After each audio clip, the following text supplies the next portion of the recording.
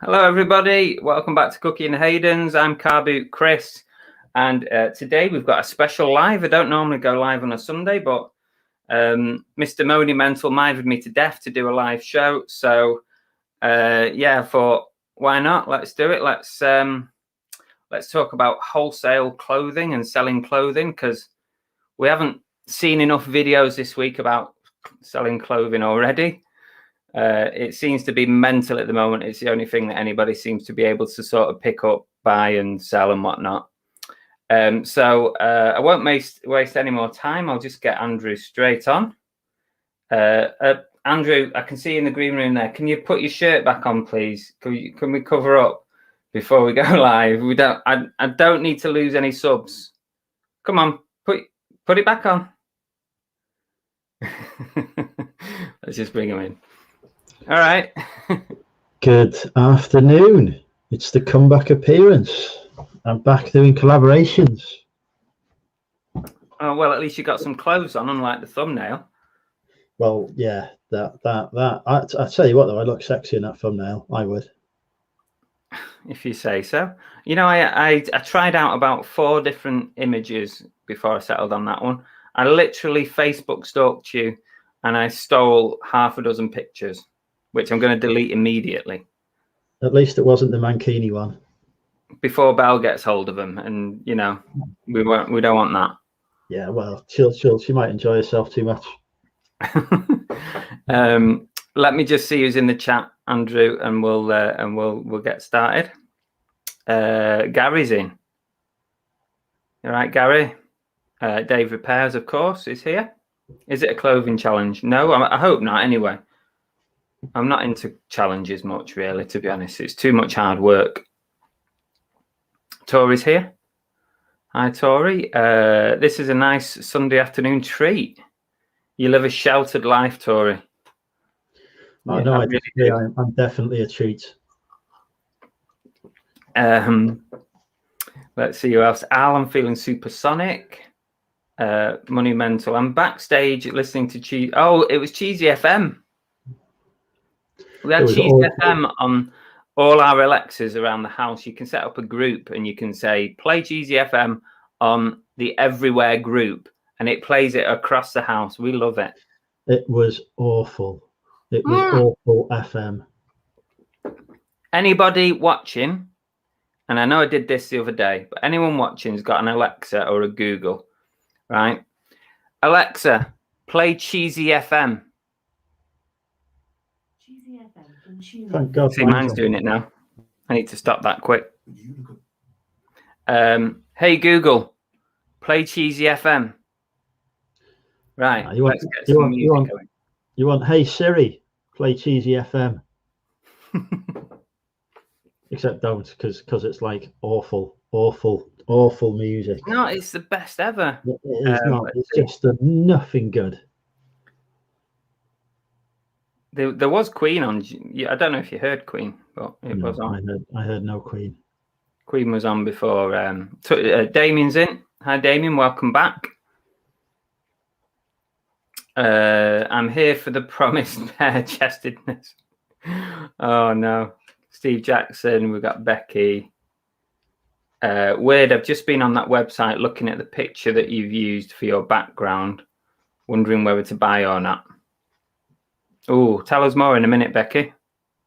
We'll have a catch up and see what you're up to. Lana's here. We've got Catan. Catan, have you brought out your latest video yet? Is Catan doing videos now? Yes. Yeah. I did not know this. Why has this not been promoted in the cult? Well, you'd know if you tuned into Cooking the Haydens on a Monday night. You'd know all about it. Got like, hang on, I did tune in. I didn't remember any of this detail. The Dave's in. Chris Tyler. We've got. I hope I've not missed anyone. I'm trying to scan read. Oliver Ian's in. Stephen. Goat Jazz Gary. I can't catch up now. I think we've got quite a lot in, to be honest. It must be your draw, Andrew. My accountant is in the chat. Some of my future wives have turned up as well. Vincent Lees, Vincent Brickhouse, Salvage and Antiques. Steve, hi, welcome. Claire. Oh, we've got loads. I think I might have to just go to the bottom and then we'll catch up with people afterwards. James, John, Jeff, and Bailey. Hello, Anita. I'll be as quick as I can. Peter, another James. We've got Aaron. Siri said no to Cheesy FM. Yeah, I think we're done. Leanne DBG's in. Leanne with the surname that you can't possibly pronounce. She's now known as Brian. Making pancakes. David. Trotters is in. Right. Oh, he's changed his name. Yeah, I've told him to stop changing his name. The Dave. We've got the Dave and Dave again. It's confusing. Great title for the live. Yes. Thank you. Yes, the greatest clothing reseller. And Andrew. Yeah, no, you got the title wrong. I am the greatest clothing reseller. You meant to say the greatest clothing reseller and Chris. Can't do that on my channel, I'm afraid. When you do it on yours, you can do what you like. Actually, no, I take that back. That's not. For those not subbed to Chris's channel, thanks, Tori. One of the greatest admins that you can have on a channel is Tori. She did really well with I Swallow Cum. Yeah, I know. I did have some pretty harsh words for my admins after that episode. Mr. Sprouts just popped in as well. Becky says it was North Vintage. Haven't you been with... yeah, no, don't use him. Andrew's video wasn't good. Decided against it. Okay. Right, well, I've hit the bottom. Literally, I've hit the rock bottom now. I've got Andrew on the channel. Comeback appearance. So we're talking all about wholesale clothing. What actually got you into clothing in the first place? Basically, there was this bloke who kept mithering me. You might have heard of him. He goes by the name Car Boot Chris. He's like, you've got to do clothes, and like I'd done clothes in the past and it didn't go well for me. I didn't have a clue what I was doing, and I was like going around and I wouldn't even look at the clothing section in the charity shops or whatever. Wouldn't look at clothes at car boots. I was just all media. And then the media contact who used to hook me up said he was retiring, so I needed to look for new avenues of sourcing. And I thought, well, there's obviously at the time this was pre-apocalypse. There was lots of clothing about, so I thought I'd give that a try again. Got some fancy lights and a background and whatever, and then it turned out that actually I had a bit of a knack for it after all. Yeah. Well, To be honest with you, to give you your due, you do seem to be able to turn your hand to whatever sort of item, really. Once you get stuck into it, you do seem to do well with, with media you were doing well, and now clothing you're doing well. So, if you decided to suddenly do tons and tons of electronics, I'm sure you'd do well at that as well.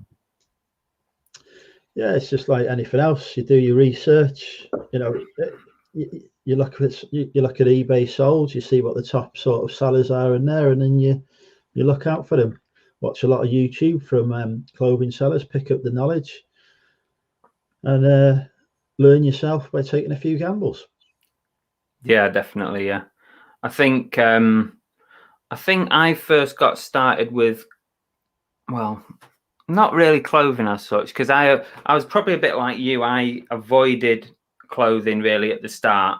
I think when you're new to reselling, I think clothing can be a bit daunting. So you go with easy stuff. Like if you look at my early days, it's like plush toys and figures and stuff, easier things to list.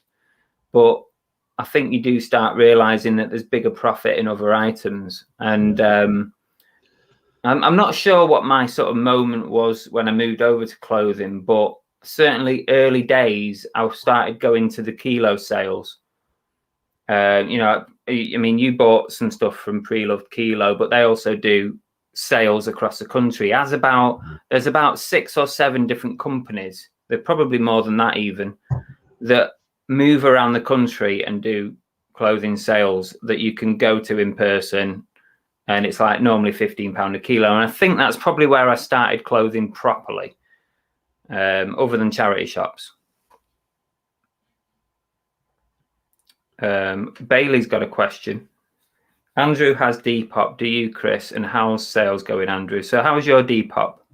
So my target, like Depop, is like a totally different market to eBay, and it has a lot less users. I mean, a lot less. You're talking like, say, monthly, a couple of million on eBay UK at least, probably more than that, compared to about 50,000 on Depop. So it's a tiny marketplace.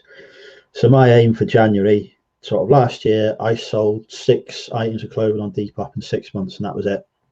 So my aim for January with the relaunch was, if I hit that same number in a month, that would be a successful sort of month for me, because I was just starting off slow. And I've sold 13 items so far this month, so I've more than doubled my target. So I'm very happy with that. That's very good. The whole point of it was that if I sold enough items on it, the money from those I would then use to buy a bale of wholesale clothes, which I've done. I ordered that bale yesterday, I think, or Friday, Thursday, whenever. Thursday, I think, actually. How many items have you got on Depop? But about 100 at the minute, but half of those are still the stuff that I had listed on Depop before I sort of relaunched, and half are what I've put on since. But what I've noticed is, now that I'm sort of listed on there quite consistently, the older stuff that's been on there for months is starting to shift as well, which is good. Mm. I read somewhere that you should aim to get 100 items on Depop to even get some kind of traction on there. I don't know, is that something that's true, do you think? That's certainly my experience. I mean, I'm aiming to have 1,000 listings on Depop so that I get consistent daily sales coming through on it. And I'm aiming to have, and I'm cross-listed. I initially wasn't going to cross-list with eBay, but I've actually found that some of the stock that I bought for Depop is selling just as well on eBay, if not better. So I'm cross-listing as well now, which I wasn't planning on doing, because it can be a bit of a pain if something sells on eBay and having to take it off Depop and whatever else, hopefully before someone buys it. But it just seems that I don't know, maybe people who were just used Depop in the past are now discovering eBay as well. So I do have a Depop, Bailey, but I'm struggling with it, if I'm honest. I think it's a bit of a vicious circle, because sales don't seem to be coming through. I'm getting the odd inquiry, but nothing major. But because sales aren't coming through, I'm then reluctant to list. So it's I guess I've got to bite the bullet and get some items on there. But I think I've got about 30 maybe, or 40 items, something like that. I mean, there are people who do well with just 20 or 30 listings on Depop, but those items that they've got on there are sort of high value, 200-300 quid items. So they only need one or two of them to sell a week. Like rare items, decent ones that people sought after. Exactly. So their whole business model is around only sourcing the rarest stuff, just put it on there and getting a name for that. I think, for me, I'm more of a volume seller. I'm never going to be picking up £200-300 items. I'm going to be picking up more £20-30 ones. So yeah, fair enough.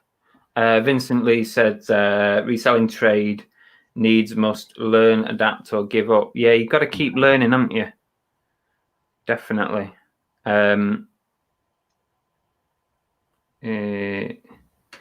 said it's nice to see you focused and organized, Andrew. Thank you. Keely's popped in. Hi, Keely. Sorry if I've missed anybody who's come in, but I'm trying to sort of focus now on the any questions or comments people have, because the chat does move pretty quick. Aaron's in. Have either of you considered looking at? Well, I don't know. You talk about that one, Andrew. Yeah. So there is cross-listing software, but it's not tailored to the UK market. So it doesn't always work very well. Cross-listing software works well for doing something like eBay to Shopify, where Shopify is, not specifically tailored to the UK, and it can cope with that. But in terms of software for eBay UK to Depop UK or even to Etsy UK or anything like that, there's a bit of a gap in the market there for something that's affordable. There's stuff you can buy that's costs like 400 or 500 quid a month, but we're never going to spend that much money because we don't list that much stuff. So there's a real gap in the market. I know there's a couple of companies that have been in touch that are looking to get into that gap, but so far they haven't materialized with anything. So it's still very much a gap that needs. I mean, it's a shame, isn't it? Because in the States they have multiple options for cross listing, and it's something that we're desperately missing here. And I think it would help all of us to have some kind of cross listing software. So as soon as somebody jumps into that space and sort of makes it their own and does a good job of it, I think they're going to make some good money out of it. I think the biggest challenge as well is because cross-listing, actually, eBay to Depop isn't that hard. It's you copy and paste the description across. It's 4 items. You tick a few boxes. It doesn't take too long. The biggest trick is if somebody can get inventory management in there. So you sell something on Depop, and it sells on, and it gets marked as it gets taken off eBay straight away, or vice versa. Yeah, that would be a game changer for me. Is not just cross listing, but the inventory management as well. I'd happily pay 3 figures for something like that. Yeah, it would be so good to have something like that. An auto remover from the other site, like you say, that's crucial. It's something that, because at the moment when I cross list, mainly at the moment I cross list from eBay to Depop. So when I do that, obviously I use the SKU thing to remind me that I've got something on Depop, but I only do it one way. I have everything listed on eBay. Cookie, bugger off.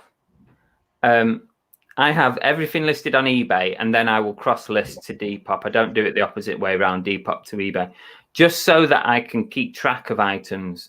Because if I start having stuff solely on Depop, solely on eBay, and then I start going into Etsy, and I've only got stuff, you've seen my stock room already. It's not fit for that kind of cross listing. So if I start with eBay, I know that everything is on eBay, and then it will get taken off the other platforms.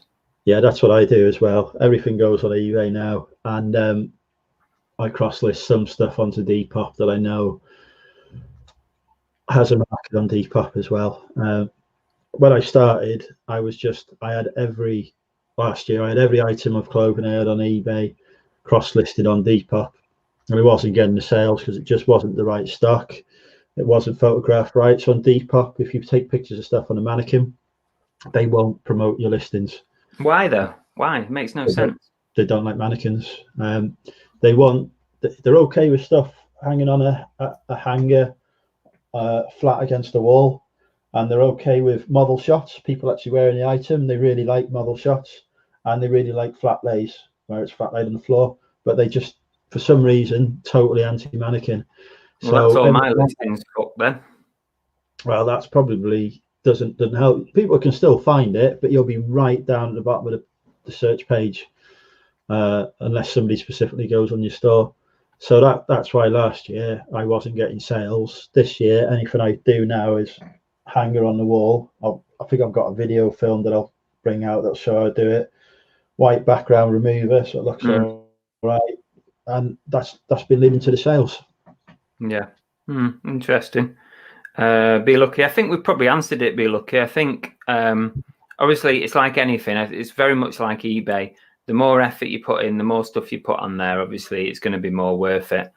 But I always get that kind of, I don't know what you call it, but like eBay guilt. So if I'm spending too much time listing on another platform that maybe it's not performing as well, then I feel like I've missed out on putting listings on the platform that actually might have a better chance of selling. But yeah, it's a vicious circle, isn't it? My view is that I know that I can make money on Depop. I've proven this month that I can do it, so it's worth me spending me time to do it. I know that I won't get the sort of sales I want until I've got 1,000 items at least on it, and I'm regularly listing every day and putting new stuff on there. So you know, I'm going into it knowing what the challenges I've got to meet. It's a big one, isn't it?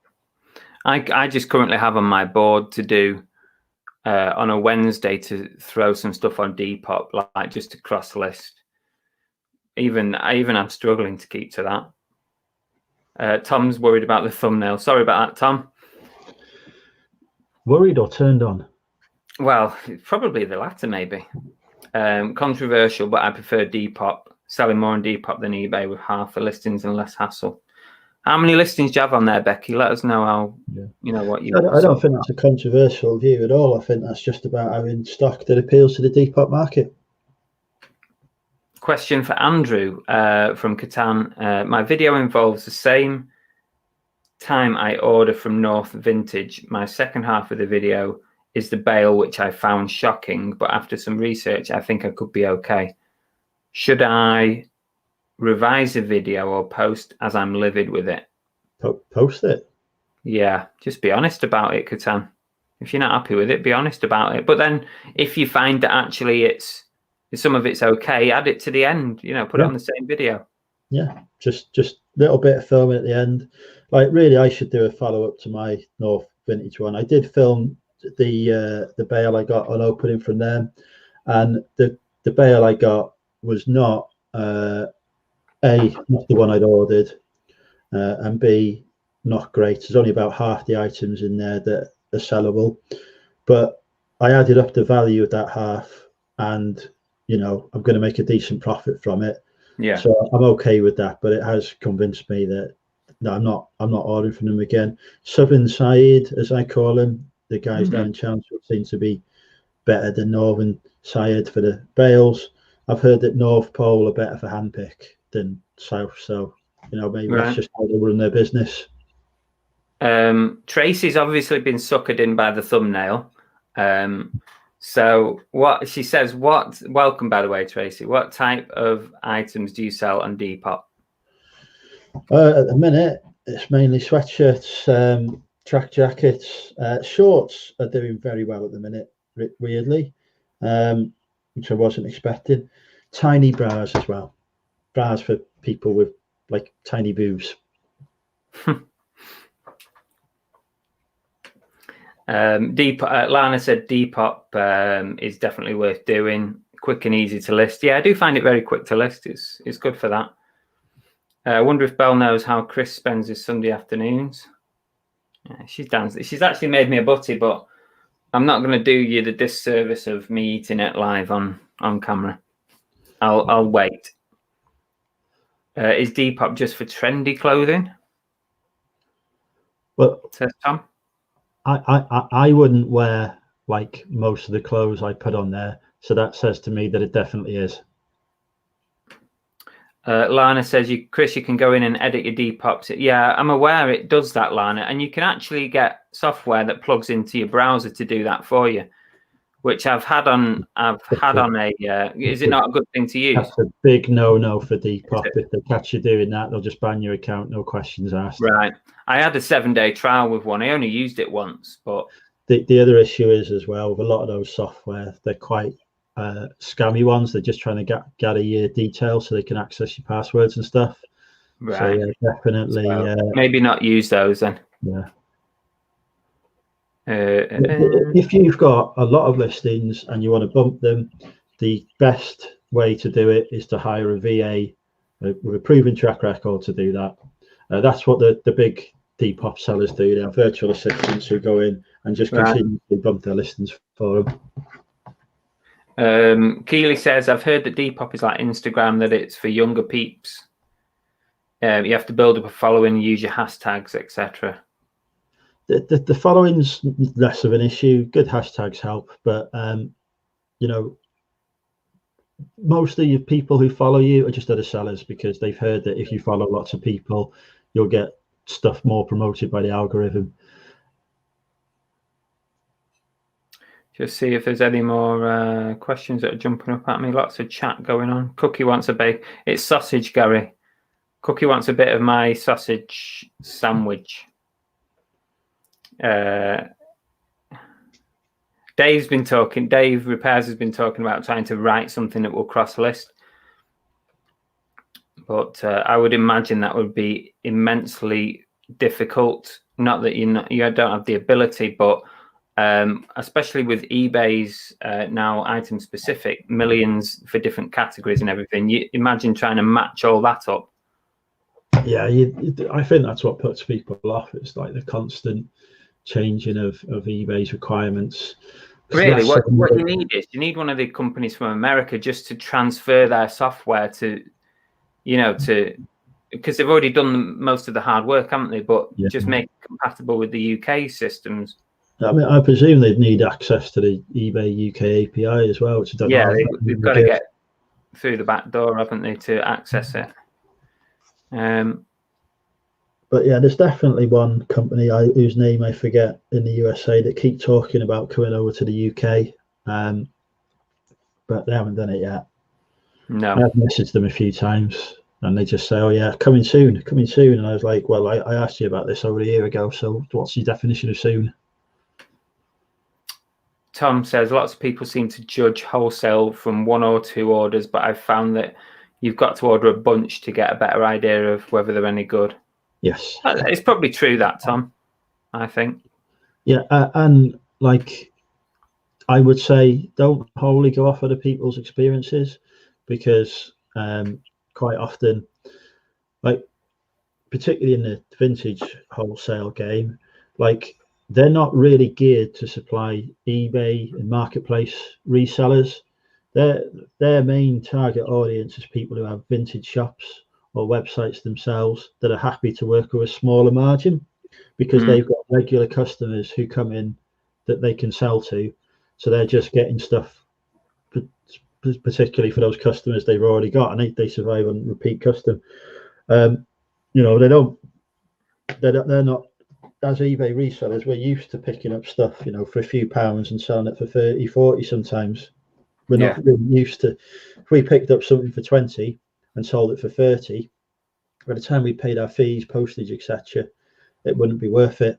But some of these sort of larger sort of vintage specialists would be happy with that margin, because the only fees they've got to pay is the payment card processing one. So they're happy to make, 5-6 quid on each sale that comes in. Yeah. B Lucky says, your last video, Chris, your bulk buy, are you happy? Yeah, I'm happy with it. I've gone through it again. There was one item with a hole in the back, one of the t-shirts that I didn't spot when I first did that video. But other than that, everything else is in are pretty much a saleable condition. Yeah, I'm happy with it. And there's a couple of bangers in there as well that are worth sort of good money, which is always nice to get because it helps get a lot of your money back if you can get a couple of nice big ones.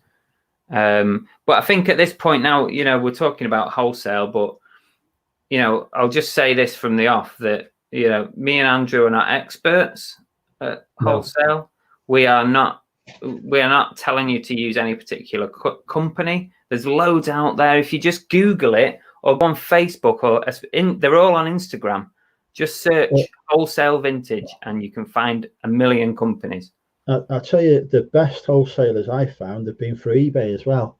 Smaller companies just starting out that have listed wholesale bundles on eBay, and because it's on eBay, it's business to customer transaction rather than business to business, so you get all that protection from eBay.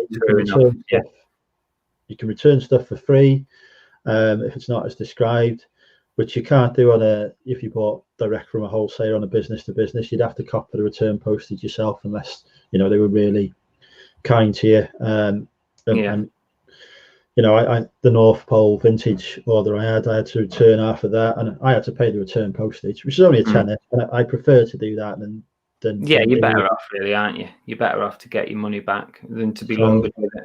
So yeah, I'd definitely say have a look on eBay at wholesale bundles, because you can see straight away people's feedback as well. Like if you can see that there's lots of negative feedback there, well, straight away that's probably not a good wholesaler to buy from. Yeah, you see lots of positive feedback, great, and quite often some of them as well will actually photograph the items in there, so it's less blind than you would do unless you did a hand pick. Yeah, fair comment. I mean, me and you are by no means the biggest clothing resellers around. There's people in the chat who I've seen, several sellers who I know will sell a hell of a lot more clothing than us.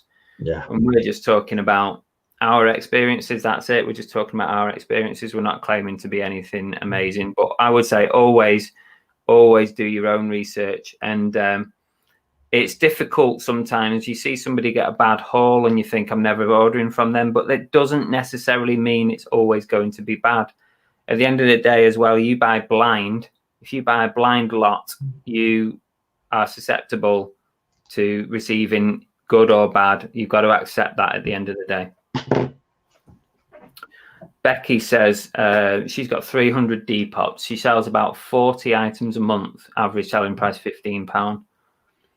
That's all right, isn't it? Yeah, that's good. You're doing well there, Becky, on 300. That's really good. Darren's popped in. Hi, Darren. Darren does a lot of sports stuff. Yes, yeah. He's one of those who sells more than us. Yeah. It was probably what prompted me just to say that there, because obviously we're chatting about our experiences, but there are people who sell a lot more than us and have a lot more knowledge. Certainly Darren has helped me a lot with some sports related stuff. Like 9 out of 10 times I ain't got a clue what the team is. Yeah. So Darren always helps me with that. But he's got some cracking items. He's bought massive wholesale lots. So you can always dig Darren out on Instagram. There you go, Darren. Chris has offered your consultancy services for free there. He might not reply. That's all I'm saying. But he's very good.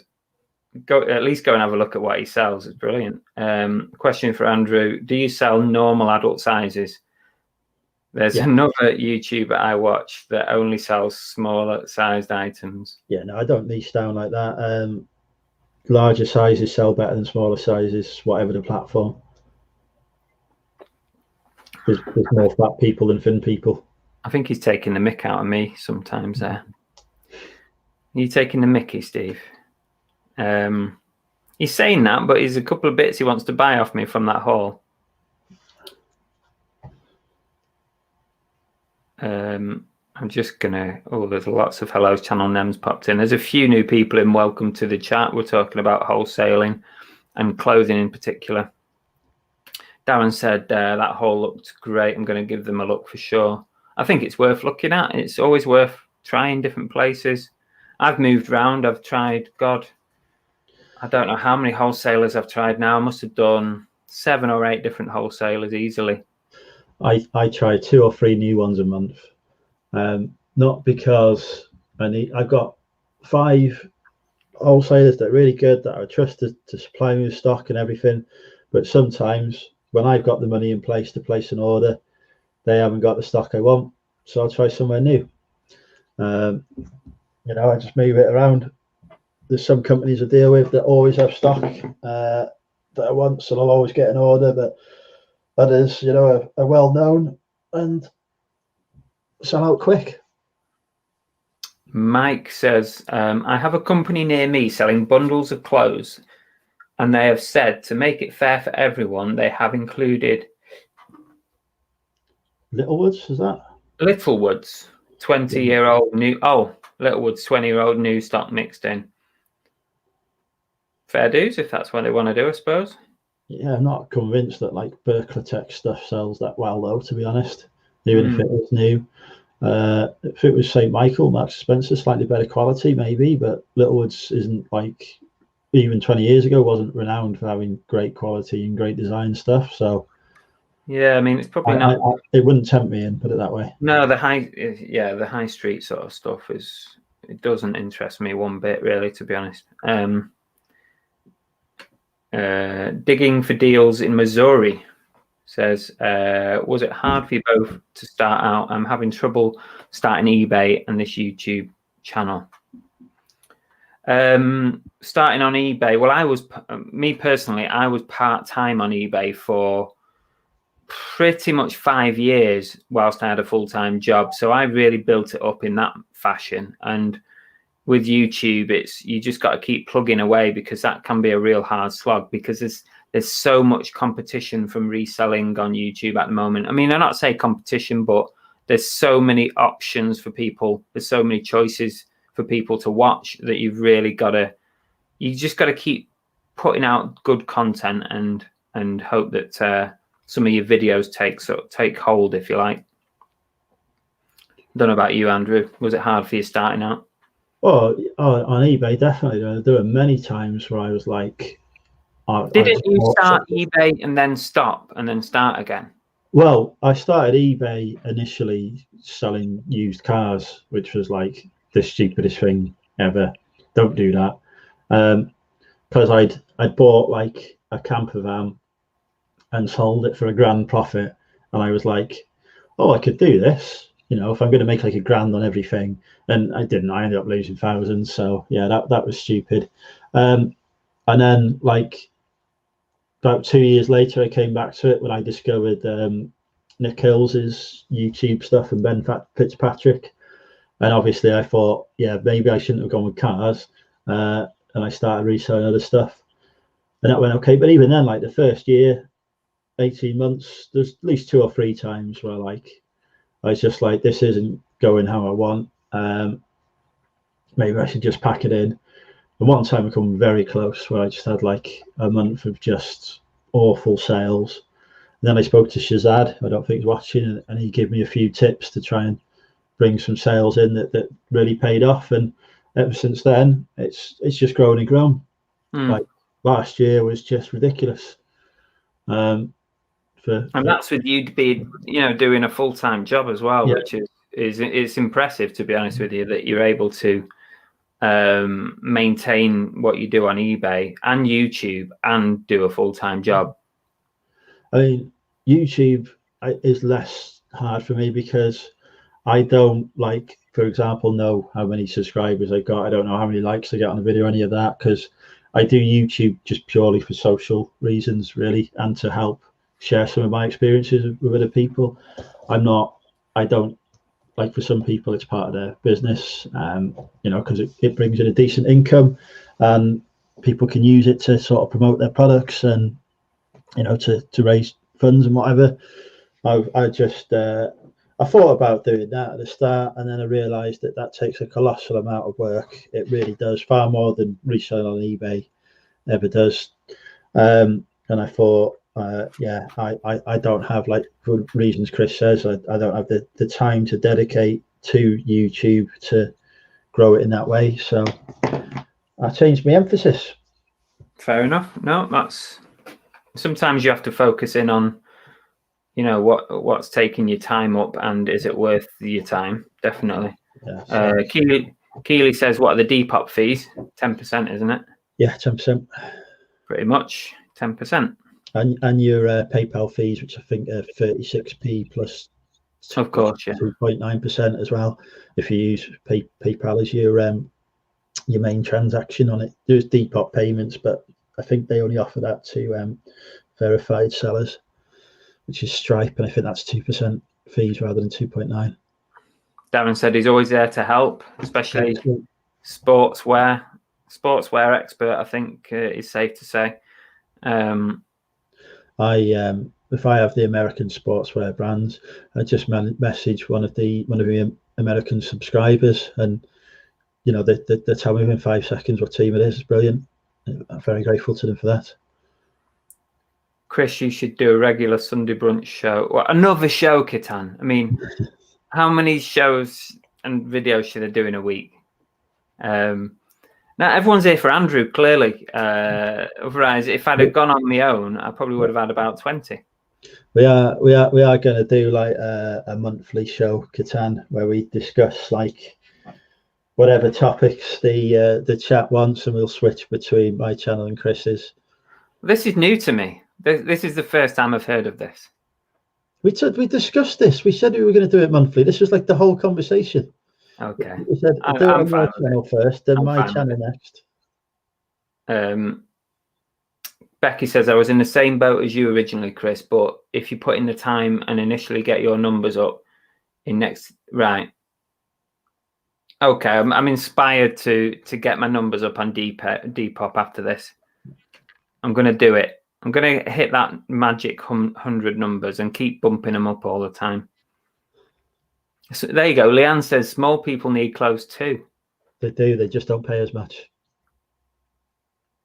Thanks, Tori. Yeah, if there's anybody new, feel free to hit the sub button or hit the like button at the very least, assuming that you even like the content. Digging for deals. Do you sell international? Would you recommend it? No. Yes. We both ship international. Yeah. So I always used to do my own international shipping on eBay pre-apocalypse, and I used to make some really good money from it. You'd have the odd parcel going missing, and I mostly sent stuff untracked for cost reasons, because I like anyone who knows me knows I pay peanuts for my stock anyway, so I'm not, you know, I can afford to write off a few losses here and there, and the money I made from doing my own shipping was really good. But as soon as the apocalypse hit, the postage systems in a lot of countries started to collapse, so it just wasn't worth me doing that, because I knew that I would start getting a lot of posts turning up late, going missing, etc. It would affect my eBay metrics. So I switched back to GSP, to doing global shipping program, and I'm still seeing the same number of sales through that. Profits are less because I used to because I do free domestic shipping on eBay, which means that all my prices that I charge include the cost of shipping. Basically, I just don't spell it out as a separate cost. So if I'm selling something internationally, they were paying for the domestic shipping costs plus the international one on top. So it used to make a really good return for me. Whereas now on GSP, they're just paying. I just get the domestic shipping costs, and they pay eBay the international one. So the profit's a bit less, but I still see really strong sales. So, you know. Yeah, no, that's good. I mean, I predominantly use GSP, and even more so for the same reasons during the pandemic. GSP has been really, really good, like reliable. If there's an issue, it doesn't arrive. Obviously, we all know that it will back you up. And also those countries that have shut down certain systems or are not accepting, you know, post, or there's massive delays, GSP will automatically sift them out, or they'll take countries off if they're not taking it, or, you know, it's all automated, so you don't have to worry about it. But I do always put a line in my eBay descriptions that will say something along the lines of, if you don't want me to ship via GSP, then please contact me for a price, and I'll give you a price for tracked shipping. And some people do that, but I still probably get, at the moment, a lot of people have been saying that GSP's gone very quiet, obviously, since the Brexit thing. But I'm seeing, I think the other day, out of 20 orders, 4 or 5 of them were GSP. So normally I would say 10% of mine are GSP, on a regular basis. But at the moment, it even seems to be more than that. My GSP's definitely slowed down since Brexit in terms of what I'm shipping to continental Europe. To the USA and other places, it's the same as it's always been. But continental Europe, I think they get an extra 20% charge now that they didn't before. Yeah. But I'm still selling stuff to continental Europe, but not at the rate I was before. But it is January anyway. People have less money regardless. So, that could be part of it for me. Yeah. I mean, it's weird times anyway at the moment, isn't it? Because you can't even compare your sales to anything at the moment because everything is all over the show. People's spending habits are different than what they normally would be. And it's just crazy at the minute. Who knows what the hell is going on? For Depop international shipping, I do offer, but I have a £20 international shipping flat rate on everything. So I haven't had an international shipment sale yet. Because 20 quid will pretty much ship something anywhere in the world anyway. And again, on Depop, I actually do free shipping. So the cost of the item includes the cost of domestic postage. So if I did sell one internationally, I'd probably do all right on it. But I'm not targeting the international market actively on Depop at the minute. I want to build up domestically first. With the international market on Depop, it's those rare one-off pieces that they can't get anywhere else that they're buying. So Good morning to New York, Boris. And I have to be careful when I'm reading stuff now because I never know if I'm being. But Boris and Natasha, wheeling and dealing. Good morning. Tap Peddler reckons he's the greatest clothing seller. Thoughts on that, Andrew? No. I Derek, buy a steamer. That's all I'm going to say. You're not pro Derek until you have a steamer. I mean, I've got a steamer, but I never bloody use it. It seems to leak at the bottom for some reason. You end up with water all over the floor. That's quite common with steamers. My steamer's like would have cost over 500 quid new. It's like the bee's knees, so it doesn't leak. It's like it's one designed to be used in a dry cleaning store. So it's really good, but the sort of domestic ones definitely leak a lot. They just because it's just cheap plastic, isn't it? At the end of the day. No, it leaks. So when I do it, it has to be a nice day. I do it outside. Right, Chris, we will hold you to that Monday night show. We want what? On your Depop listing. Depop. Oh, fuck. Right. Cola Flipper's in. Hey, Lee. Here's something that was on my list to talk to you about. Have you, when you're buying bales, because I haven't actually bought a bale. I bought some pretty big bundles, but not bales. Now they come up when they arrive, they're absolutely creased to fuck, aren't they? They are. They are knackered to a point where you've got to do something with each of them to get them in a saleable condition. Would you consider, sending them out to someone to get them clean? There's no right. So it comes in a bale, right? Yeah, it's creased, but you're going to put it in your washing machine. It's going to spin round. Those creases are going to spin out. When it comes out of the washing machine, it comes out a lot less creased than when it went in.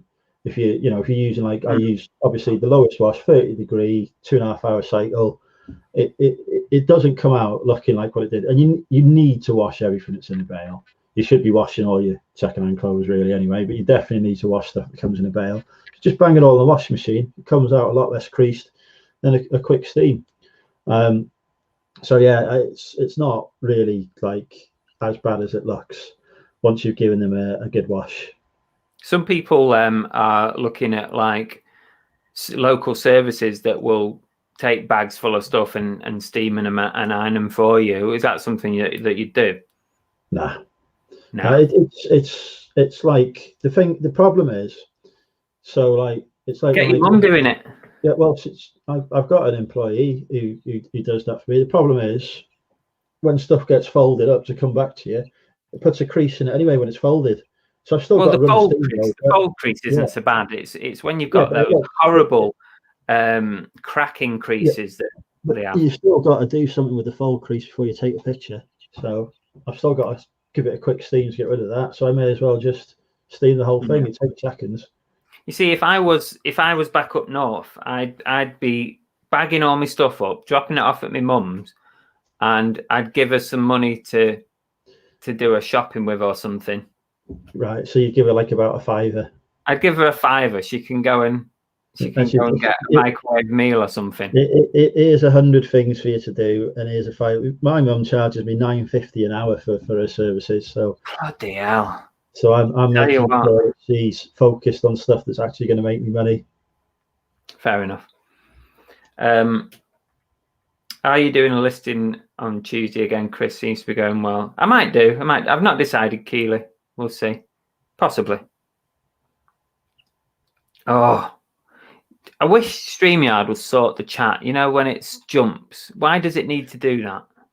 Yeah, I don't like that. It's a pain in the backside. Because then if that's often why I leave a comment up so that I can find where I was up to. But now I've lost the plot completely. There we go. Darren said he's not seen much change in sending via GSP. 3 sales this morning, 2 GSP. It's just random chaos, isn't it? Question from Kitan: has anyone seen Rally Root's video reaching out to eBay to sort out the delay payers when they? Yeah. I don't watch Rally Root. I've not watched it. I've not watched it, Kitan, but I think I saw the thumbnail flash past me once or twice. I'm not subscribed to him. Hey, Shelley. Good afternoon. Welcome. I wish they would sort out that issue, though. It is a pain. Yeah, it should just be accept an offer, instant pay. You give your default payment details and you sign up to eBay, whether it be PayPal or anything else, it's take you from that. Yeah. People say they won't do it because people win auctions and whatever and don't know. But if you bid on an auction, it should be the same principle. You can seen a video on YouTube about GSP and how they treat your stuff. Eye-watering, made Hermes look like angels. Oh, that's interesting. I've not seen any videos like that. But at the end of the day, once that parcel has arrived at GSP, your responsibility is over.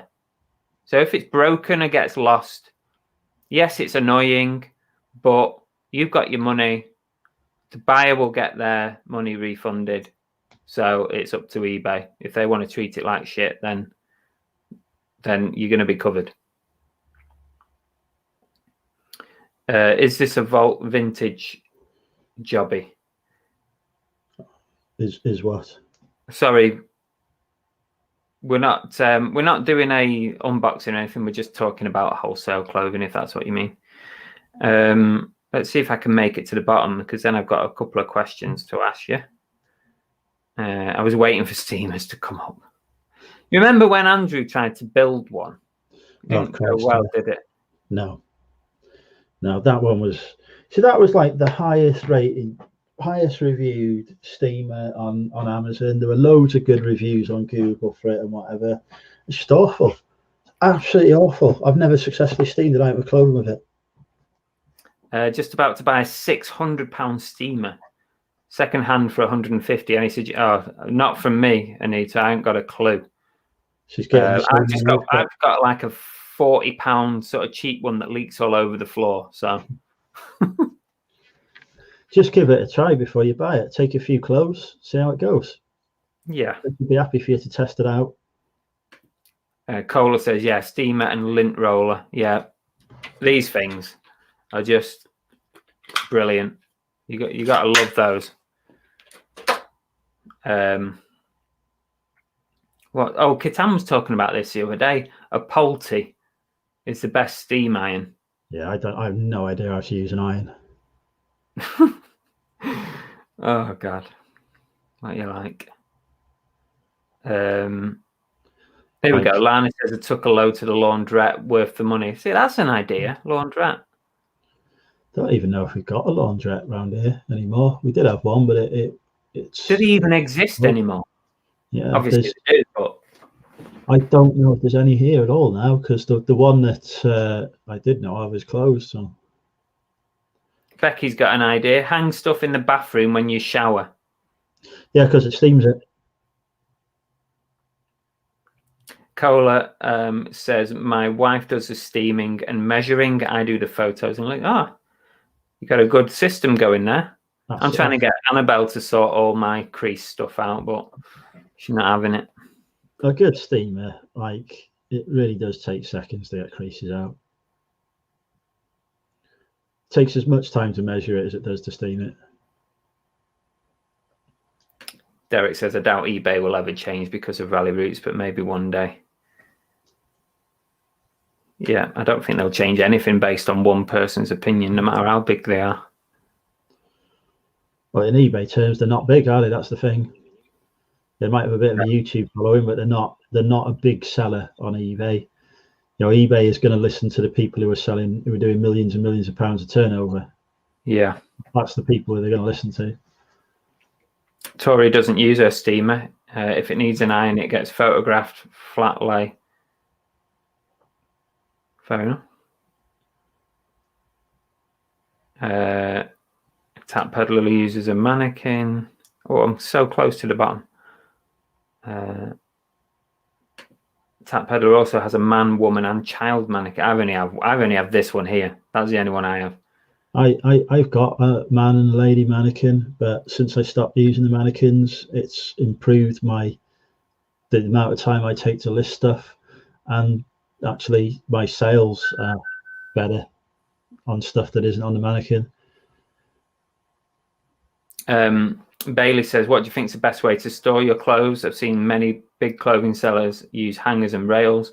Others use bags. It's gonna depend a lot on what kind of storage space you have, Bailey, because exactly. If you've got a nice office, like Andrew's got a nice big office space, I guess that potentially you could use rails and hang everything at some point.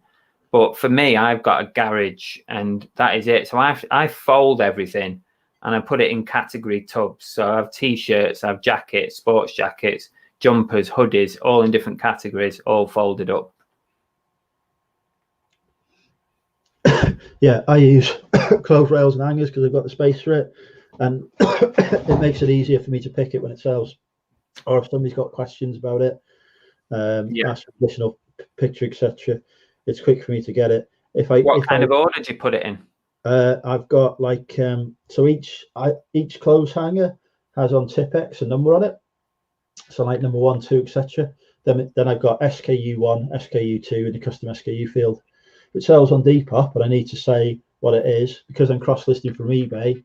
I've got the SKU on the eBay listing, so I just go into eBay to end the listing, grab the SKU number, pull it off the hanger. So it's a really quick, efficient way to find stuff. But I can only do that because I have the space. If I didn't have the space, I'd have some IKEA Caldexes. I'd have stuff bagged up and folded in it, ready to ship. And if somebody asked me a question I couldn't answer, I'd ignore it. Ray says steam presses are well worth the money, twice as quick. I've never used one of those. They're the things you have in hotel rooms sometimes. Yeah, I've got one of those, but it's not as good as the steamer. Getting the creases out. Cola says, Chris, I like that for your clothing bundle, you were able to remote pick the items. I don't think I would ever buy blind.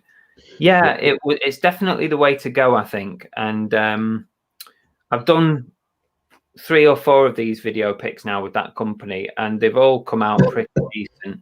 I still have the odd one or two items that get through the net, you know, that maybe have a little bit of damage, but that's to be expected, I think, anyway. But the video picks have been very good for me, and I'm not saying I'll never buy blind again because I have got my eye on a couple of bales that I might purchase in the near future, but I'm doing it you know, based on a lot of good feedback from people.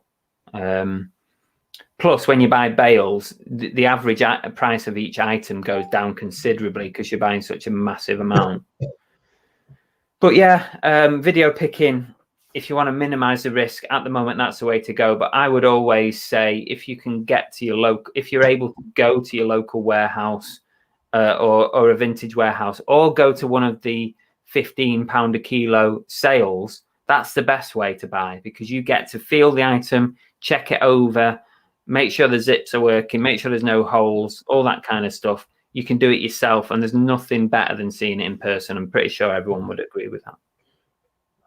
Handpick is definitely the best way to source an item, whether that be via video at the minute for apocalypse reasons or in person. I'm just a rubbish hand picker because I never seem to spot any bloody holes or anything like that. I pick stuff by hand, get it back and think, why the hell did I pick this up? This is awful. What's going on? To be fair, I've done the same thing. I've been to the kilo sales and I've found stuff I thought looked great, and you get back in real lighting situations, because when you're in those dark university halls and church halls and stuff, you can't see 100% well anyway. But there's always stuff you miss because you're under pressure as well in those environments. You've got to get round quicker than other people and find stuff. What I tend to do when I go to one of those kilo sales is, when I see something I even remotely like, I pull it off the hanger and it goes in the bag. Bag, walk around like that. I don't even look at it. Before I go to pay, I'll go and stand in the corner of the room and I will get everything out and have another look at it and put it in the keep pile. And that's how I tend to work at those sales. I've still yet to experience the joy of a pre-loved kilo type sale. They're actually quite good. And they're probably even better at the moment. Once they reopen, they'll be even better because they're limiting the number of people going in. Yeah. So before, it's a bloody free-for-all. It is absolute chaos.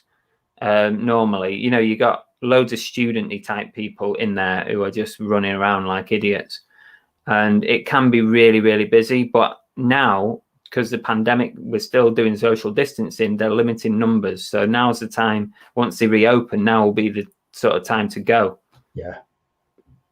I'll definitely be trying out some when they become available again. Like, I'm quite happy to buy stuff blind if I have trust in the wholesaler and the people doing the actual picking. So, like, I would always say never go in and spend like £800,000-900,000, whatever, with a wholesaler until you've tried out a couple of smaller test purchases with them, so you know that you're happy with the grading that they've got on it. Because some of them, like, you know, it's just awful, just like absolutely awful, and some are really good. But you've got to make sure you're really happy with the kind of stock they've got, how they grade it, before you would trust them to do that for you on a larger scale. And you've got to be with the customer service as well, so that you know if you've got an issue, that you can return that item and you'll get your money back, because there's some companies there that just don't. I have a couple of wholesalers now that I've done like multiple orders with, and this especially like video picking and stuff, when you do that and you start to build a bit of a rapport with people, because it's better than just emailing and telling people what you want. If you're on the end of a WhatsApp call or whatever, you start to get a bit of a rapport, you get to know people, and actually they start to understand the kind of things that you like to sell. Yeah. Now, whether they make a note of that somewhere, I don't know, or whether it's just a mental note.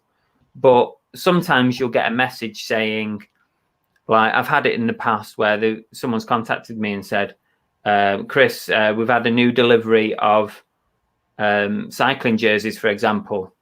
You know, I know that you like selling them. Would you like to see what we've got? No commitment. Just, would you like us to do a bit of a video call and you can see what you've got? So sometimes that will happen. If you start ordering on a regular basis, they learn what you like to buy. Yeah. But that sounds a bit strange, like, because we're quite small buyers. But I still think they like to have that repeat custom. Like, we're not a big shop, like Andrew was saying, and and they will definitely understand those kind of businesses. But I think the video pics help with that because they get to understand you like on a more personal level. Tories had, oh, sorry, I missed Darren's comment there. I store all mine in clear bags. They're all sorted into tubs. So when I get a sale, straight into a mailer, job done. Yeah, that sounds like a good system. I think Ashley was trying to tell me that previously as well, that she bags things up. I'm a bit past that now because I've got so many pissing items. I need to get rid. I need to sell some of it before I can restart my system. Tori's got one of the crappy steamers that I've got. I think that sounds exactly like mine, roughly the same price. So it's like anything else. Like if you were going to be, if clothing is a core part of your business and you want to sell, you know, thousands of pounds worth a month, you're going to have to invest in the products to support it as well. You're going to have like the best steamer, the best whatever it may be, lint removers and all of that. Otherwise, you know, there's no point. You get what you pay for, basically. Yeah, yeah, definitely. Bailey says, have you ever bought pre-love kilo wholesale bundles, Chris? I'm assuming you means the ones that like what Andrew was showcasing. I've not bought those yet, so I wouldn't rule it out, but I have been to one of their sales. I have been to one of their kilo sales in person. I do find there's not much difference between all the companies when you go to the kilo sales. They all have the same kind of stuff when you do a hand pick. The thing I like with those preload kilo bundles is that they actually like wash the clothing before it comes. So all you've got to do is steam it.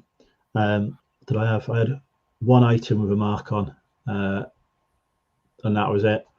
And that'll just have a bit of varnish on it, and job done. So yeah, it's good that they wash them, and the prices are competitive with other things as well. So you're actually getting a better level of service for the same money. LB Retro says they find it a bit expensive. I don't think it is, to be honest with you, the £15 a kilo, but it depends what your margins are. It's about the product as well. You know, if you source the right products, if you're doing a hand pick, you should never walk away from a hand pick having lost money or not very much money. No, you should be at least doubling your money, if not more, because and if you don't, that's down to you as the person picking them up. Yeah, I mean, if you think £15 a kilo, if you like buying like sports tops and t-shirts, you can a t-shirt is what, 200 grams, 250 grams. A sports jersey similar, depending on what kind of sport. You know, if it's American football, it's heavier. If it's baseball, it's lighter. If it's a cycling jersey, you know, it's less than 200 grams. So you can get 5 or 6 items in a kilo sometimes. And if you split that between your £15, that's what, £2.50 an item. That's not bad. I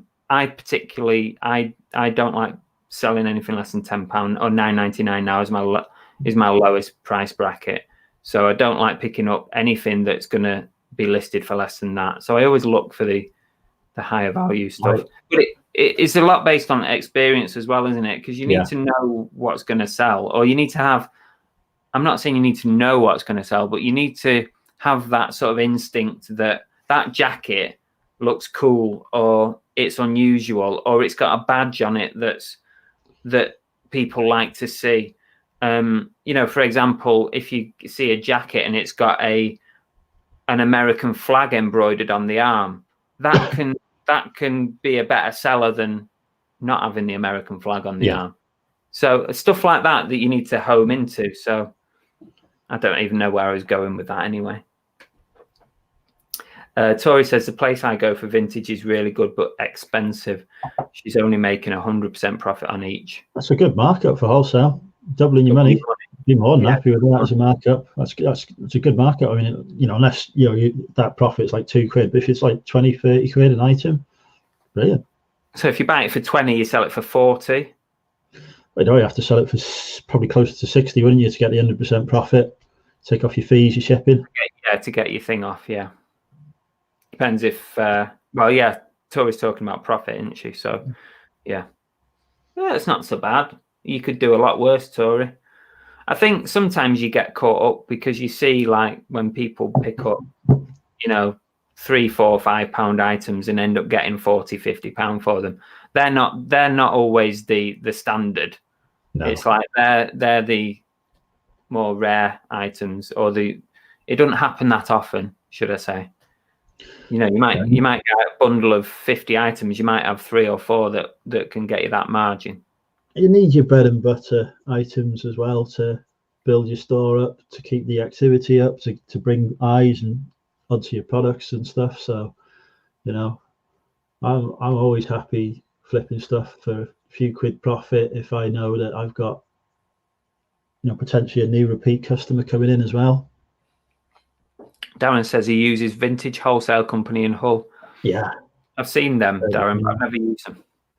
Yeah, I've heard that, like, because I've looked at their website and like the price is probably just a little higher than I'd like to pay, but if the stock's good and you pick the right product, you're still going to make money on it. And yeah, if they've got the stuff in the hand pick, then you're going. A lot of them, because there's some wholesalers who like just buy from other wholesalers in the UK, so you're paying like a high price with them.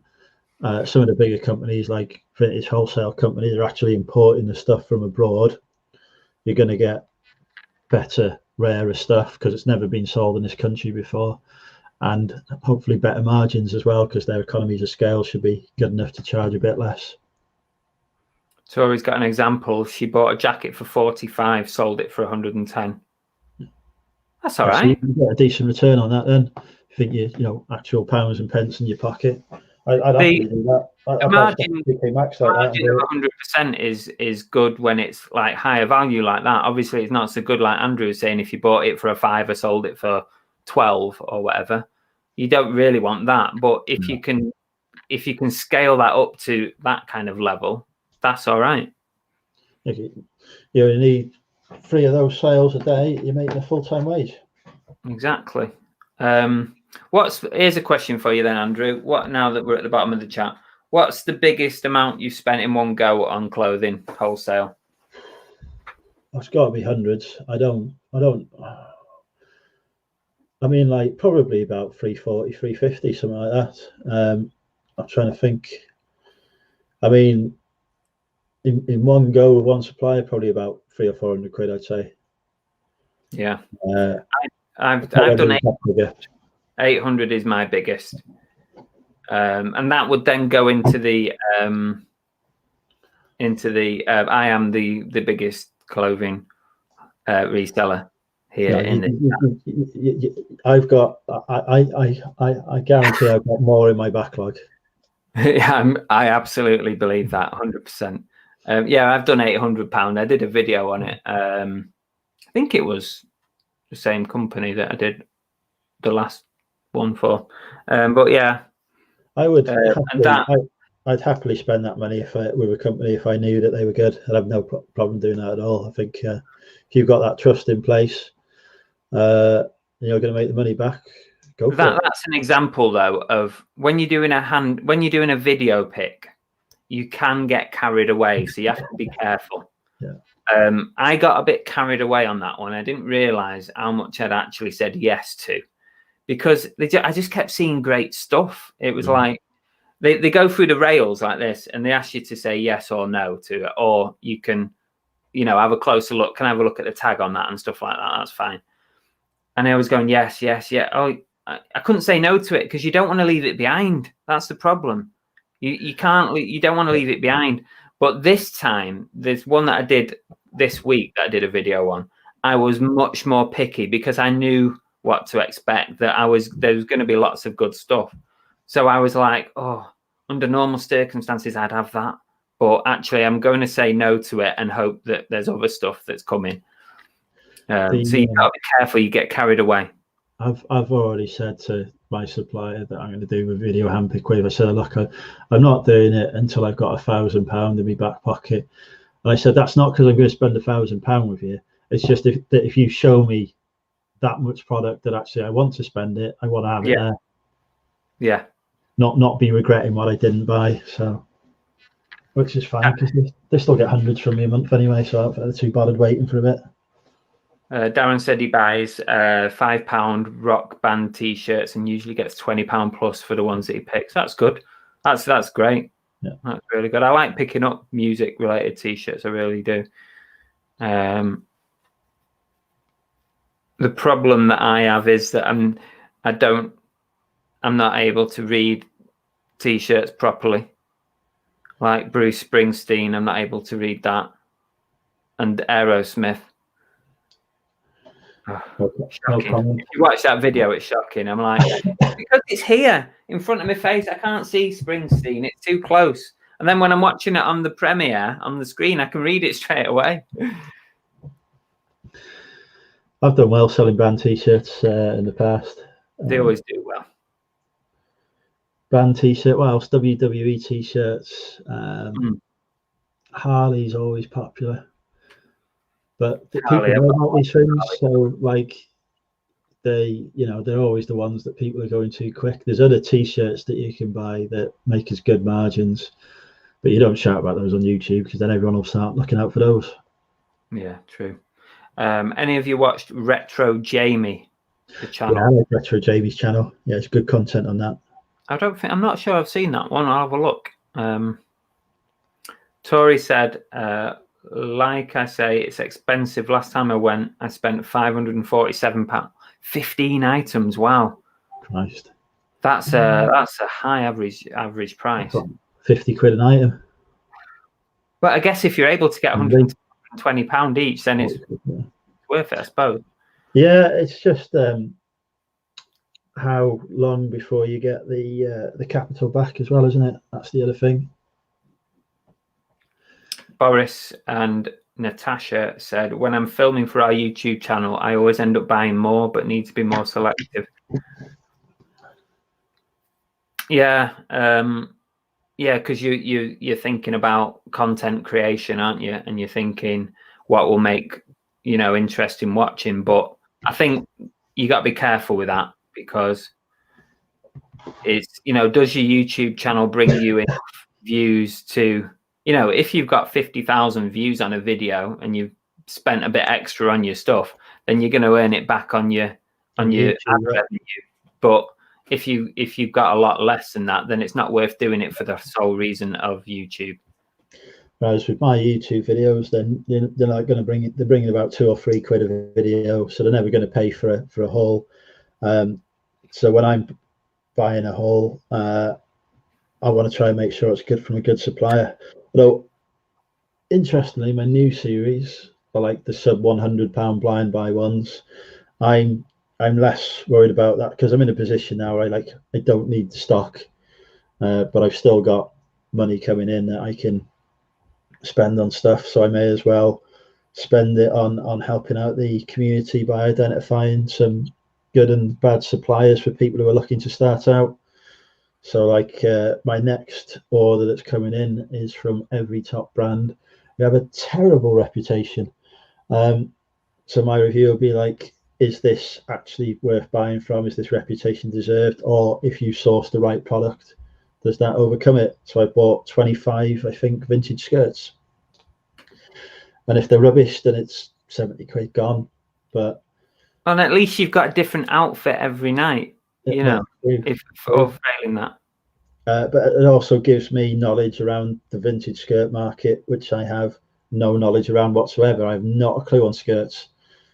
So I'm looking at it as I'm spending 70 quid on learning a new market. You think how much money you would spend on a course on learning something? There'd be a lot more. So yeah.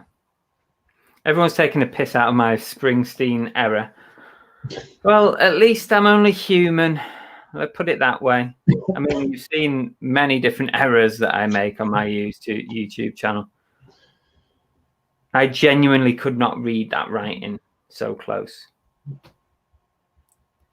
I'm gonna have to watch that video before it gets cut. I did it several times, Andrew, to be fair. It wasn't just Springsteen, it was Aerosmith as well. There was a t-shirt and I'm like, who's this? I couldn't even remember what it is, but there's a bloody Aerosmith logo at the top that I completely missed. Boris and Natasha said, we're only at 233 subs, but I agree, it's some good advice. Yeah, keep it in mind. I mean, take advice from me at your peril at the end of the day. Do what you like. But I wouldn't do it for the content. You know, just make your content good, no matter what what you've got to show.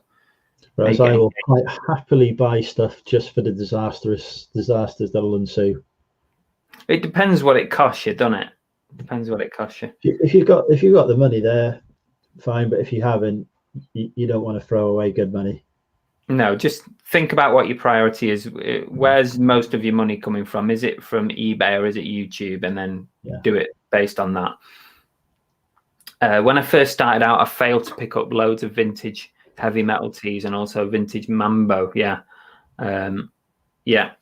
But you learn, don't you? You learn as you go along. You don't regret anything because you learn about it.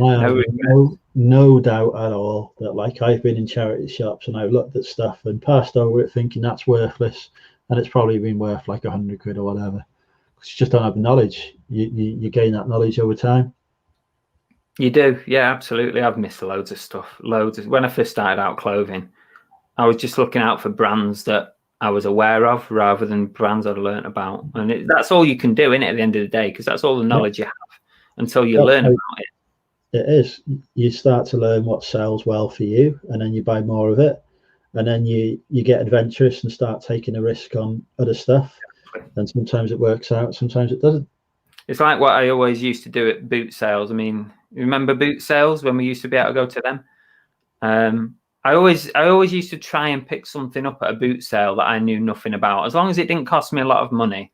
If it was a ceramic item or, you know, a bit of electronics, I was starting to get into that. When boot sales packed up, I was doing well on electronics. So I always say, if it don't cost you too much, then always try and pick up something you know nothing about so that you can learn about it. Classic line, one outfit every night. I'm just looking over at my things notes that I made before. Video painting with bales. What categories do you mainly sell in? What do you prefer to buy? Men's clothing. Like what your main categories?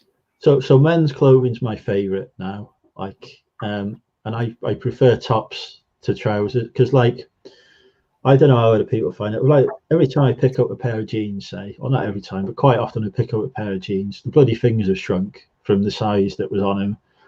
I'm measuring them, and I'm like, oh, and I'm never confident in my leg measurements that I'm taking, because the bloody and people are wanting things like rises and whatever else, and I'm like, so can't be asked of them. So I'm avoiding trouser pickups now going forward, just because I can't be asked of them.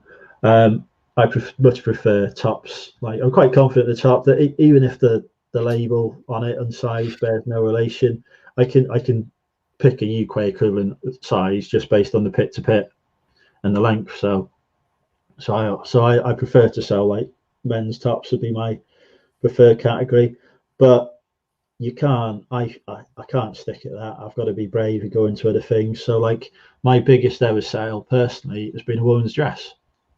I know nothing about women's dresses. I've worn one once in my life. It's not something I'm going to be wearing anytime soon, but the potential for making money is there. So it's something I know I can learn. So I'm sort of pushing into it, which is why I've picked up those lady skirts as well. But yeah, there's just some things now where I just, like, literally. That's something that I kind of avoid. Is I don't mind selling women's tracky tops, women's t-shirts, stuff like that, the simple stuff. But I've really avoided. I don't know where to start with dresses. I really don't. Neither do I.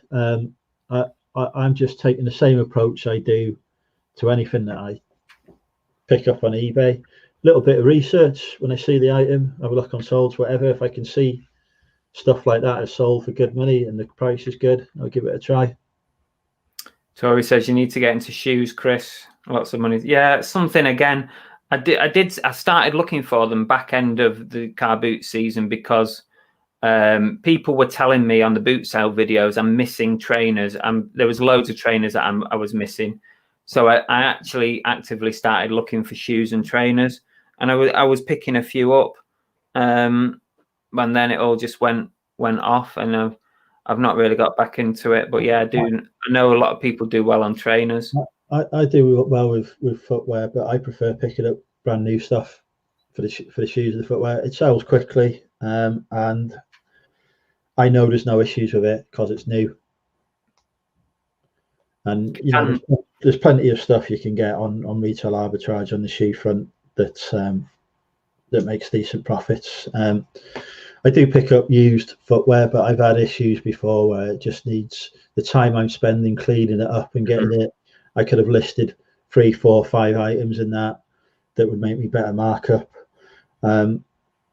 Unless you end up with the really high-end shoes, you know, the ones that you you're like 80, 90, £100 shoes. Yeah, the Jeffrey West stuff I pick up, like, I'll grab that. So if I see that and it's like 20, 30 quid, I'm grabbing it and picking it up because I know I'm going to get 80, 90, 100 quid for it.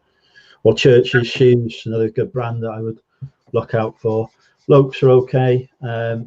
The Samuel Windsor has gone really, even the handmade Samuel Windsor has gone down like quite a bit in value. I've noticed. I think everyone just picks that up now when they see it. But there's definitely brands out there that if you see them, if I see them, I will grab them.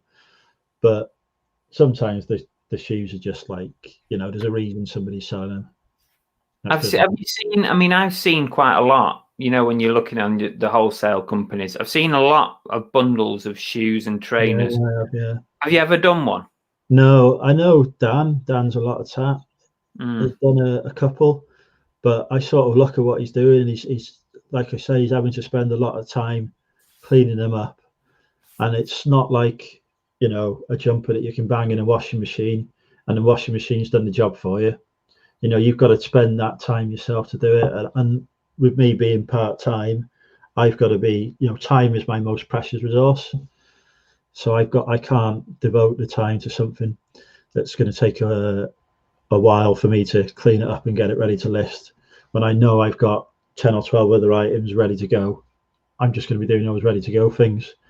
But I know Lee, I don't know if Colour Flip was still in, he was buying an Ultra, like an ultrasonic or an ultrasound, I can't remember. Oh, yes. Cleaner. Yes. I don't know if that ever came through for him. He sent me a picture saying that the order had been confirmed and was being shipped out. So I need to ask him about that, actually. It'd be interesting to see if that does well at getting clean up shoes, because if it did, then I would consider that as an option. But I would be worried about buying one of those, a wholesale bundle of shoes. I would just think, oh my God, the effort that's going to be needed on that lot of shoes. And like you say, the time to get them into a saleable condition. The other issue is, like, especially with the vintage ones, is the soles degrade over time. So I've had trainers before, really good ones, that, like, you test them, you know, you push them back, make sure the soles are right, etc. But the first time or the second time somebody sort of wears them out and actually uses them, they've disintegrated. So it's put me off slightly. I like to batch my shoe listings together. That way I can clean, say, 10 at once. Yeah, that would make sense to batch clean them. Yeah. Definitely. Yeah, it's definitely something like where I know Lana was talking before about outsourcing her cleaning, ironing, etc. for clothes. If you could do that with shoes for a reasonable price, then I'd probably consider that, because you can get trainers for 2-3 quid at a boot sale that are worth 25-30 quid. And if you're already spending a couple of quid on each one to clean it up, you're still going to make a decent marker. Victoria Plum says, my son is trainer obsessed. He wants to be a trainer seller. There's quite a few youngsters who want to do this. I mean, Annabelle's lad, Kieran, he started trying to get into it. And you know, these, have you ever done it, Andrew? These trainer drops that come in, the new like Adidas, like special edition trainers, and they drop in like on a Monday morning, and sometimes you have to go into a raffle to get them. and then you would just immediately flip them, and you might pay £150 for a pair of trainers, but you'd flip them for 300. Yeah. There's a lot of people doing that. I mean, I've tried it, but I've never actually been successful in getting, winning the raffle. The issue with that, certainly for us as business sellers, if it's anything like Adidas or Nike, they're on the Vero list. They can remove your listings and True. give you a Vero for it, and they are on the lookout for it. I've noticed a lot of the ones that are selling those sort of limited edition trainers are private sellers on private accounts. I don't think they get picked up as much as business sellers do. But on Depop, no Vero program. Have you ever had anything taken off on Depop? Never. On Depop, yes, I have. If you don't use your own pictures, they will remove the listing. So if you've got stock images on a new product, even though I have product bought from a wholesaler, it was legitimate for me to use stock images on it. I was, because I bought from a wholesaler, I am effectively an authorized distributor of that product. But Depop removed it, saying it's not your own pictures. We like to have your own pictures. I messaged him and said, look, here's my invoice to show that I've bought this item from a wholesaler. I am legitimately authorized to use the pictures of this item that they provided me with. But he said, no, it's got to be your own pictures. That's our policy. So, right. Whereas on eBay, it would have been fine. I'd have or Amazon or something else like that would have been okay. But yeah, that's good to know, definitely. Do you have much problem with counterfeit trainers? No, you learn what to look for. So I always find that the counterfeit trainers are actually really good in the quality of them. Well, usually they're just your normal pair of trainers that you could buy unbranded, but just with the labels on. So the unbranded products are pretty good anyway, because they're usually made in the same factory the branded one is. Sometimes it can even be the same trainer, but they haven't got that official branding on, so they gets put on aftermarket, and somebody makes a little bit of money. Lana says I avoid secondhand shoes, but we always pick up football boots. I think with your football boots, you're on to more of a winner than because you don't wear football boots every day. Even a professional footballer ain't going to wear the same pair of boots every day, so they last longer. Whereas, if somebody's got a favorite pair of trainers, they'll wear them until they fall apart. My boy knows all of them and what they're worth. He's nearly 12 and wears Alexander McQueen's ZZs, or whatever they're called, Air Force Ones. Oh, God. You must have more money than sense, Victoria Plum, if you're buying him Alexander McQueen trainers. Nightmare. They're so expensive trainers now, aren't they? I remember like back in the day, and if you spent 80 quid on a pair of trainers, you were doing well. Yeah. I remember used to buy spending like 50, 60 quid on a pair of Nike Air Maxes with like the most expensive thing ever. That was it. That was great. But now, people, even like Annabelle's other lad, mainly Cameron, he's into all these Alexander McQueen and all those brands, Off-White and Bape and all these weird brands that are suddenly worth lots of money. It's like he'll spend 300 quid on a t-shirt. There's people walking down the street with clothing on that costs more than the car. It's mental. And then they can't afford driving lessons. Why are those brands worth that amount of money? It's like, why would somebody pay £300 for a t-shirt? It's a piece of cloth that costs like £2 to make, and maybe not even £2. Yeah. Why is it worth £300? Don't get it. Well, you're talking to a man wearing a Lee Cooper cardigan, so I have no clue when it comes to spending money on stuff. High tech. I'm well up there. I have got a Ralph Lauren polo shirt on, but it cost me £1 in the charity shop. Oh yes, Tori's just reminding Cola Flipper has just popped back. Did your cleaner, ultrasonic, whatever it is, super cleaner, did it arrive? We need an update on that. It'd be interesting to see. Maybe Lee's done a video. I've not caught it yet. It'd be interesting to see how that goes. Because yeah, I just hate cleaning stuff.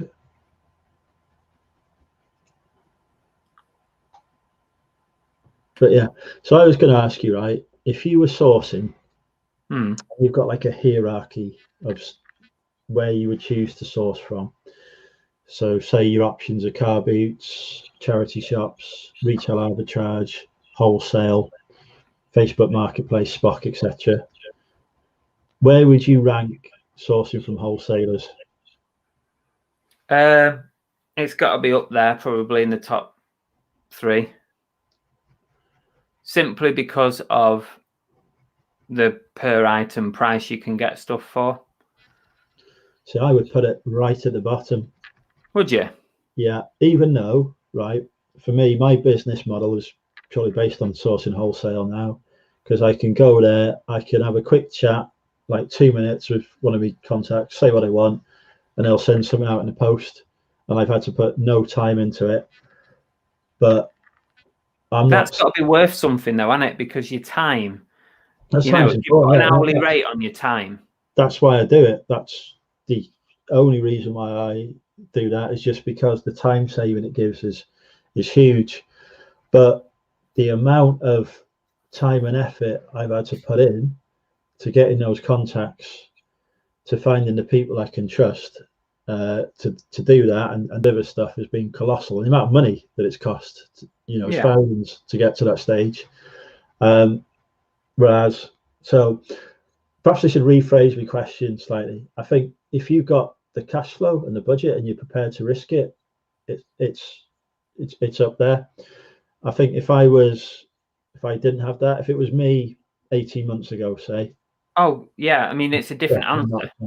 If you're relatively new, or you're maybe you're part-time as a reseller, and you haven't got that amount of money to put in, I think there's not a lot of point in ordering like small amounts. You want to go big if you're going to do it on wholesale, as big as you can afford, really.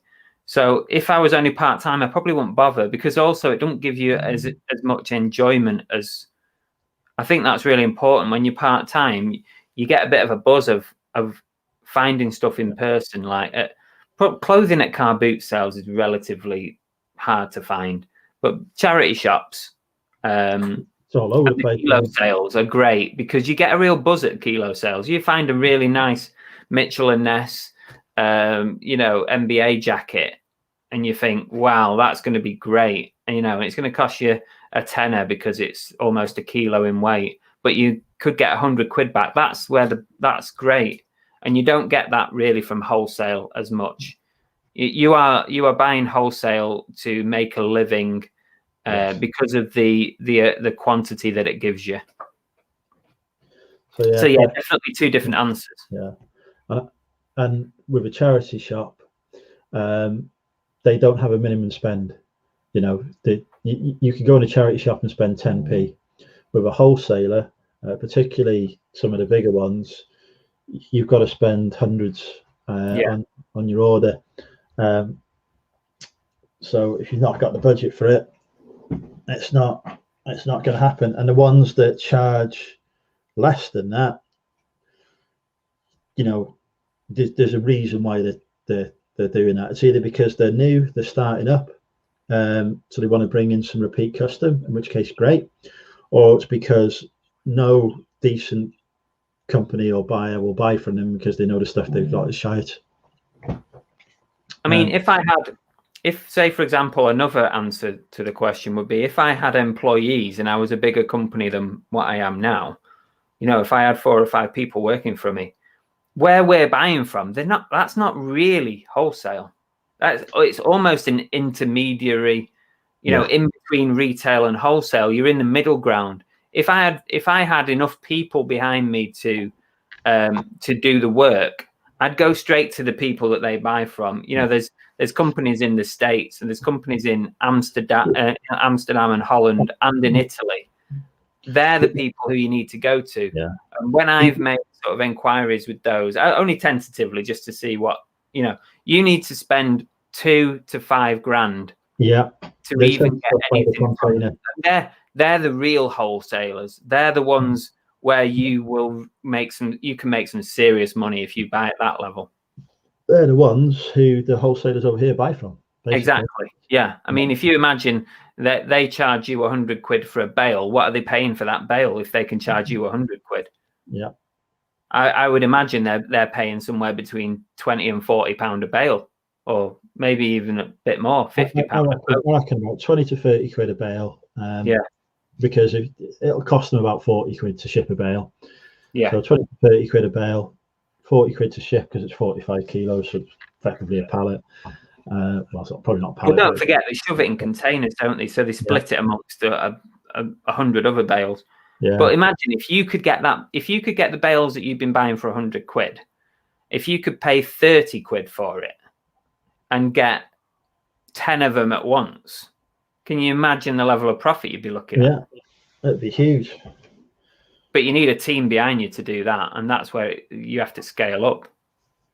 I mean, I would love to get in that position where I had a sort of mini warehouse. I would get containers of stuff dropped off, and I'd have some staff shipping it off. Most of the companies that do that end up becoming wholesalers themselves anyway, because they have to buy a minimum order and they can't necessarily process everything in it. So they'll go through, pick out a few, pull out the cream from that, sell it, and they'll drop ship the rest of the stuff without even checking it. Yeah. B Lucky says £300 trainers, it costs them £3. Yeah, it's mental. I can't believe what they spend on some of these clothings at the minute. Tori used to be into designer, spend stupid money. Not anymore. I can't think of any item of clothing that I've ever bought that cost me more than 100 quid. I've never spent that much on an item of clothing ever. I think I might have bought a jacket, maybe a nice smart jacket that maybe cost me like 80-90 pound. I don't think I've ever spent more than that. I get my clothes from Cheshire Oaks normally, so when they've got a sale on and there's not, I might have items of clothing that are worth more than 100. Well, I've got loads of items of clothing worth more than 100 quid when they were original sort of price, but I've never paid that for it. TK Maxx and Cheshire Oaks outfit me, and Sports Direct. Yeah, I like TK Maxx because you can get some really nice one-off items. That's what I like about TK Maxx. Cola Flipper says they didn't turn up. There was some fishy goings on in the background. Oh, what a shame. Because you got a dispatch notice and everything, didn't you? You definitely got a dispatch, but that is a real shame. Aaron says it's a good point. I'm part-time. Yeah, I think when you're part-time, I think it's really important that you get something out of it other than sort of monetary value, because you're using a lot of your time up. That's why I'll still go to the charity shops, the car boots, and do a bit of sourcing just to get that buzz. Even though it does take more time than me ringing up one of my wholesalers and saying, I've got 300 quid, ship me 300 quid's worth of stuff, please. Ultimately, you can't really beat it, can you? Going out in person at boot sales, charity shops, whatever, kilo sales as well.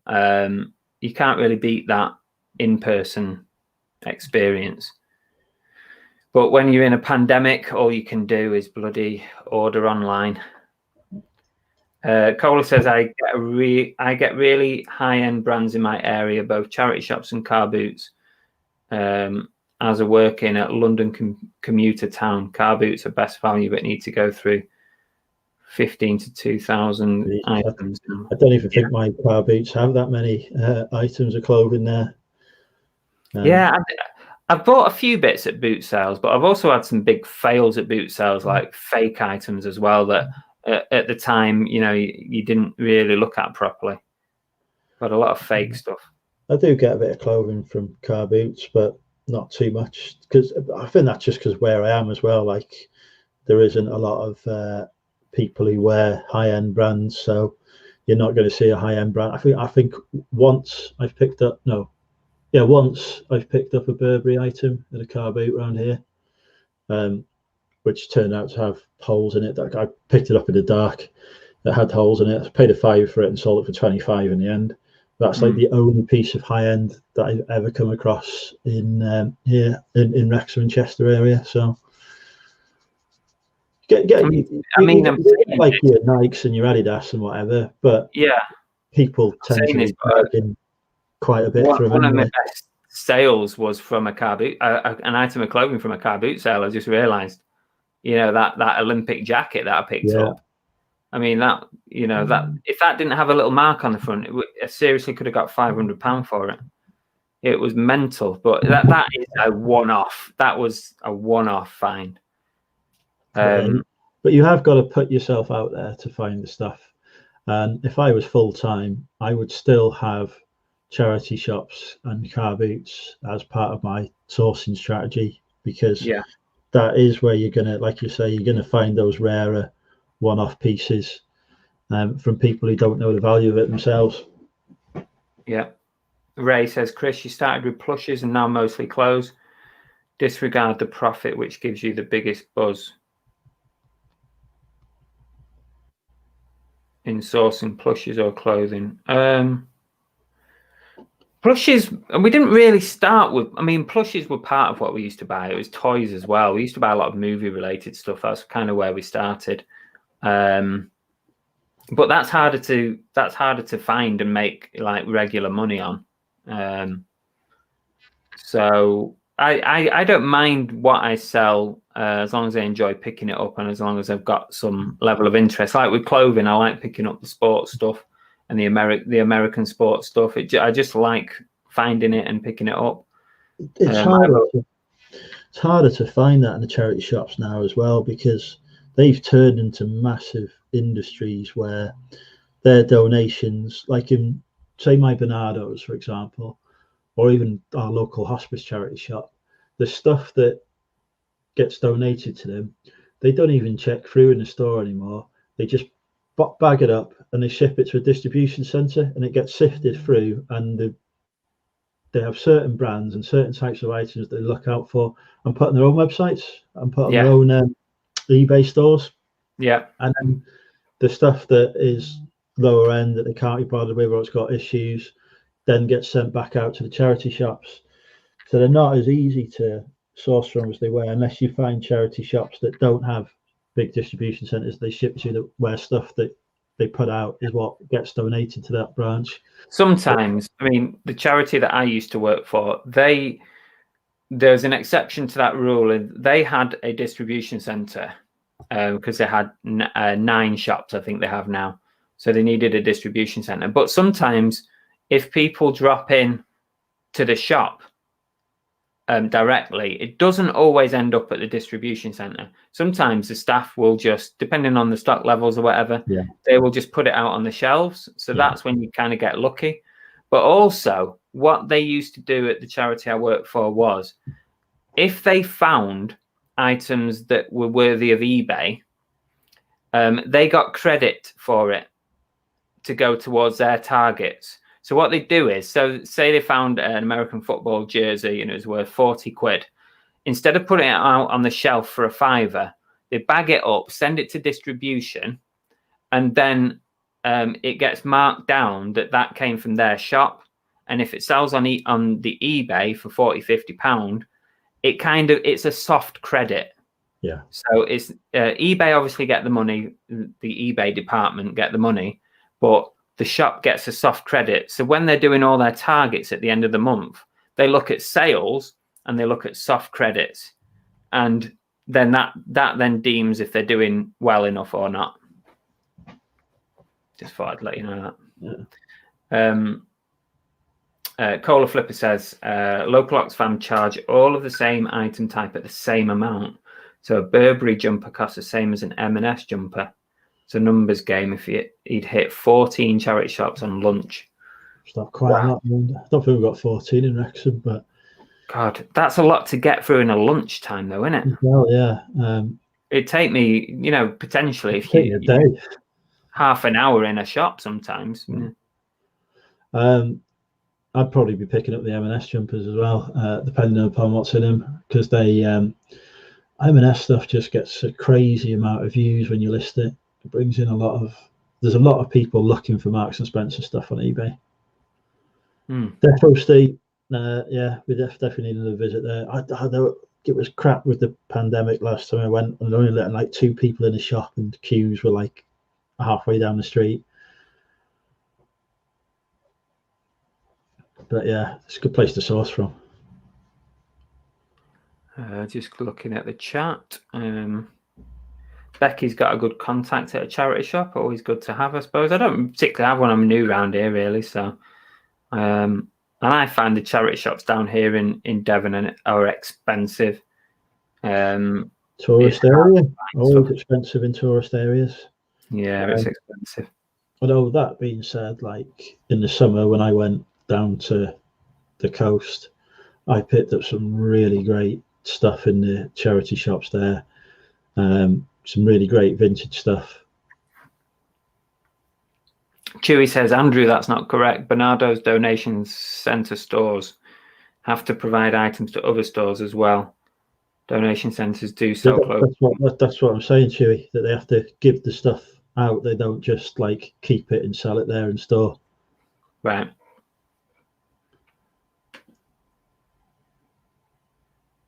Well, we've reached the bottom. Have we got any? Did you get anything else to add? Because we're approaching 2 hours, so I think we've probably done enough. Yeah, it's just, like I say, the main point for me is if you're new to reselling, I would still definitely go with hand picking when it's an option. Yeah, absolutely. Yeah. In charity shops, car boot sales, etc. Looking on Facebook Marketplace for those items, build up that capital, and then maybe you want to start going into wholesale because you need to bring in the stock. Because for me, wholesale is always about the numbers of stock you can bring in one go. You can go out charity shopping for an entire day and you might only pick up 4 or 5 things. You can get 40, 50, 100 items in one order with a wholesaler. Yeah. And it, like you say, it all depends on your level, what level you're at and where you want to be. And, you know, if you've got the money to do it, because that's a big question as well. There's a cancer research near me that also does the same type of item, same price. All t-shirts, yeah. It's weird as well how they have different pricing policies. I've seen that. There's a cancer research in Manchester I used to go to when I was working over there, and they were exactly like that, Victoria. That the price you'd pay for an item was maximum of £3. If it was a blazer or a jacket, it'd be £3. Pair of jeans, £2. T-shirts, £1. And it didn't matter on the brand or anything. They never really had any good brands in anyway, but you find the occasional piece in there. But if I go to cancer research here, they charge by like the brand, whatever, you know, she was spending 8, 9, 10 quid on an item because it's a decent brand. If it's a rubbish brand like Primark, they'll be £2, but it's not by item type, it's by brand. But it's the same company. They just seem to have different pricing strategies and different brands, different branches. Yeah. I think it's worth reminding everybody that if you do want to buy wholesale vintage clothing or just wholesale clothing, that don't expect, you know, if I show a great haul, it doesn't necessarily mean you're going to get a great haul. If Andrew does a haul, you know, and it's terrible, it doesn't necessarily mean that you're also going to get a terrible haul yourself.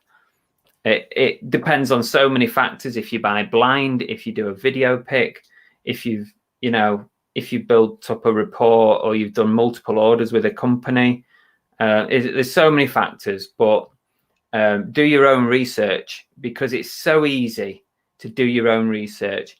You can go on Google, you can go on Facebook, you can go, Instagram is a great source to find your wholesale clothing companies because they're all on Instagram, and you can find them that way, test them out with small orders, maybe do some bigger orders, but you can't always go off us YouTubers what we find, because it's never the same. And you can always check out comment sections on YouTube videos and see what other people are saying as well. You know, see what other people's experiences are, and Yeah, speak to people. have a look at what the general consensus is. Yeah. You know, There are wholesalers I use every month that are absolutely brilliant for me, but aren't brilliant for other people. You know, and there's wholesalers I've used before that have been brilliant for other people and been absolutely terrible for me, and I'd never use them again. Yeah, absolutely. There's so many choices out there as well. You know, there's so many companies that me and Andrew haven't even tried. You know, that you can go and give them a try. There's new ones popping up every week at the minute, it seems like. I know. Do your research before buying from anyone. Like, I research more than like a mother-in-law does on a future son-in-law or daughter-in-law. When I'm buying from a wholesaler, I will speak to people about their experiences. I'll have a look for reviews. I'll type in their names into Instagram, into Facebook, wherever else, and see what I can find out about that company before I even consider placing an order with them. Sometimes your orders can be quite high value, so don't spend it unless you can afford to spend it, because cash flow is really important. A pandemic hits and all of a sudden your eBay store goes down a bit, and you've got to consider, especially if you're full time, if you can pay your bills. So if you're struggling, there's no point in spending £600, £700, £800 on an order that then will take a year to sell. So you got to prioritize what you're spending. Yeah. Don't spend it unless you can afford to spend it. And you've still got other sourcing options like Facebook Marketplace. I know people who do very well. They just put an advert out on Facebook Marketplace saying, looking to buy big bundles of clothing for resale, quite honest about what they're looking for, what they're doing, prices they'll pay. And people will get in contact with them and sell them stuff, because that person is ultimately either going to take it to a car boot sale and sell it for 50p, or they're going to donate it to charity anyway. Yeah. Well, looks like everyone has enjoyed our chat. We've actually had quite an adult chat, haven't we? I know, it's amazing. And I've not flirted with any of your subscribers. I know, it's a good job, isn't it? Otherwise you get banned. You get the ban hammer thrown at you. There's no ban hammer for me. Sam's only just had a notification. Oh, you can always watch back. It's been a very interesting chat.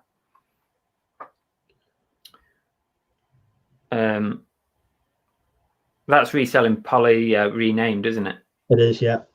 It confused me thoroughly the other day, popping on my live with Sam's Adventures, and because she had a spanner, and I was like, I've not given somebody called Sam's Adventures a spanner.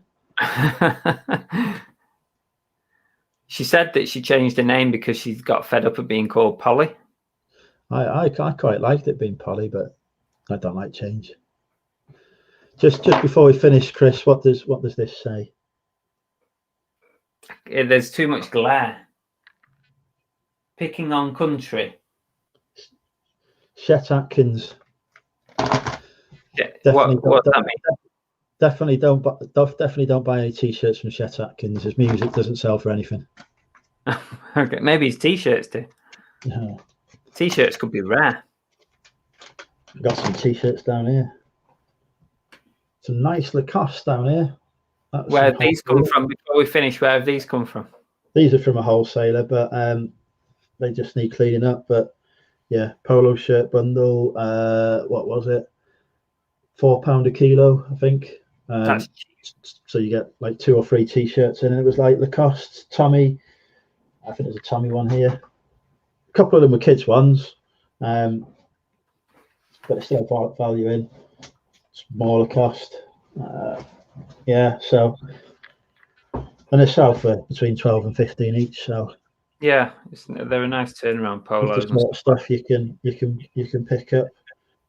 Some Henry Lloyd stuff there. Some Lee jeans here. The jeans were like £4 each. I've got what I worked out about £4 or £5 each, and they sell for about £20. So, but those are wholesalers that don't necessarily advertise on Google. The ones I've reached out to via email. Yeah. So start your research on Google by all means, but start don't be put off if somebody's got a crap website or anything like that. It doesn't mean they're a crap wholesaler. It just means that they've got enough custom that they don't have to put a massive storefront out. Yeah, fair enough. Right, I think we're done then. So we'll do it again. We'll have another chat in a month's time over on the I was going to say Money Mental channel. I'll let you organise it. You just let me know when. Yeah, no worries. This Sunday lunchtime seems to be good, so maybe we'll do that. Yeah, we seem to have had a good number. I don't think we have any competition at this time. So yeah, there we go. We could do Sunday month's time from now, whatever date that works out as. End of February. We might do a challenge just to satisfy the viewers. I hate challenges. Who can spend blind with a wholesaler, get the best stock and the quickest sales, maybe. God. As well, everyone seems to have enjoyed it, so we'll call it a day. Sorry you're a bit late, but never mind, you can watch it back if you want. Thanks for the chat. Yeah, okay. So thanks everyone. Cheers, Andrew. Thanks for joining the chat and spending your time with us this lunchtime. And if you want to follow Andrew's channel, there's a link in the description that I've put in there. You can go and sub him for more amazing tips from the second best clothing reseller out there. That's it. World's greatest. No, second best. See you later. Bye. Bye, Second everyone. best reseller.